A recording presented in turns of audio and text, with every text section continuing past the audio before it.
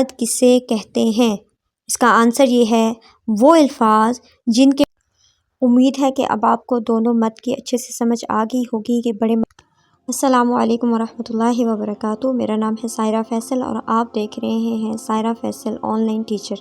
आज हम नूरानी कायदे की तख्ती नंबर 3 जो है हरूफ मुक़त्तआत, इनको पढ़ना सीखेंगे और इसके बारे में हम समझेंगे कि हरूफ मुक़त्तआत किसको कहते हैं और इसका मतलब क्या है और इसकी पीछे हिकमत क्या है। तो चलें क्लास को स्टार्ट करते हैं। औज़ु बिल्लाहि मिनश शैतानिर रजीम, बिस्मिल्लाहिर रहमानिर रहीम।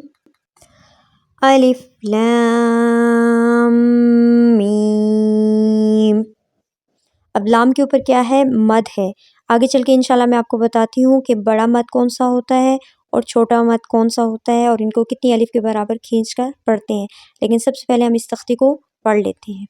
दूसरा लफ्ज़ है इसमें अलिफ लाम मीम सॉद, अलिफ लाम रा, अलिफ लाम मीम रा, काफ हा या ऐन सॉद, क़ाफ हा क़ाफ सीन मीम, क़ाफ सीन यासीन सॉद हा मीम। अब आपने इन हरूफ की इसी तरह प्रैक्टिस करनी है हरूफ मुक़त्तआत की। अब आगे चल के आपको मैं बताती हूँ कि हरूफ मुक़त्तआत कहते किसे हैं। आपके पास जो नोटबुक है इन तमाम कायदे की क्वेश्चंस लिखने की, उसमें आपने क्वेश्चन ये लिखना है तख्ती नंबर 3 हरूफ मुक़त्तआत। क्वेश्चन नंबर 1, हरूफ मुक़त्तआत किसे कहते हैं?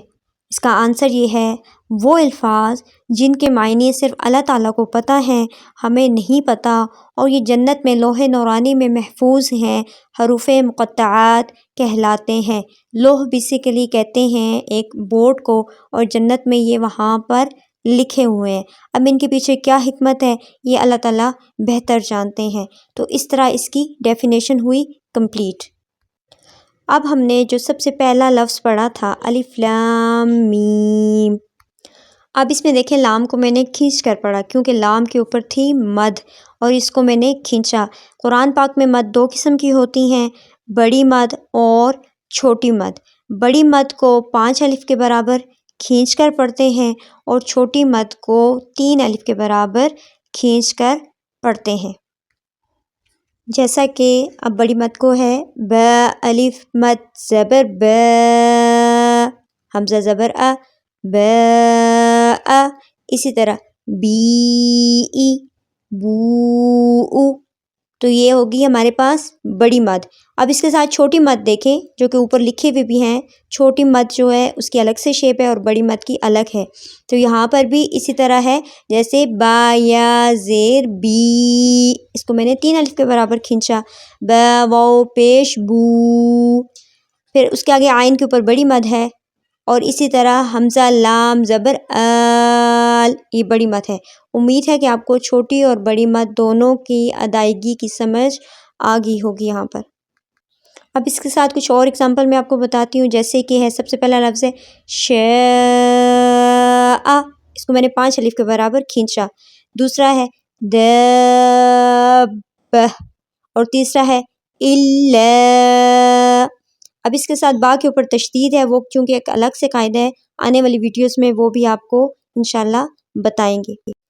अब इसके साथ मज़ीद देखिए कि बड़ी मद में है जा सीअत, इन दोनों को मैंने 5 अलिफ के बराबर खींच कर पढ़ा है। और नीचे वाली लाइन में है छोटा मद फी अमरिना ला इलाहा। उम्मीद है कि यहाँ तक आपको हरूफ मुक़त्तआत, बड़ी मद और छोटी मद की समझ आ गई होगी और हरूफ मुक़त्तआत को पढ़ना भी आ गया होगा। अब इसमें एक पॉइंट और रहता है कि देखें मीम के ऊपर क्या है? तशदीद है। इसकी आगे की स्पेसिफिक तख्ती पूरी मौजूद है, इंशाल्लाह आने वाली क्लासेस में इसकी अलग से एक पूरी वीडियो होगी। लेकिन इसके साथ जैसे कि मैंने पढ़ा था अलिफ लाम मीम, تو یہ جو میں ناک میں آواز لے کر گئی ہوں اس کے متعلق کہ غنہ کیا ہے، غنہ کہاں پر کرتے ہیں، غنہ کسے کہتے ہیں، انشاءاللہ العزیز نیکسٹ ویڈیو غنے کے اوپر ہوگی تو لازمی دیکھیے گا۔ اور یہاں پر جتنی بھی پنک جگہ ہے میم مشدد ہے اس پر غنہ کیا جاتا ہے، چاہے پھر وہ قرآن پاک میں ہو یا اس تختی میں ہو، ہمیشہ میم پر غنہ کیا جاتا ہے۔ تفصیل کے ساتھ آگے والی ویڈیو میں آپ کو غنے کے بارے میں بتایا جائے گا تو لازمی اس کو بھی دیکھیے گا۔ اس ویڈیو میں پریکٹس کیجئے، خود بھی سیکھیے اور دوسروں تک بھی صدقہ جاریہ سمجھ کر شیئر کیجئے۔ جزاک اللہ۔ السلام علیکم ورحمۃ اللہ وبرکاتہ۔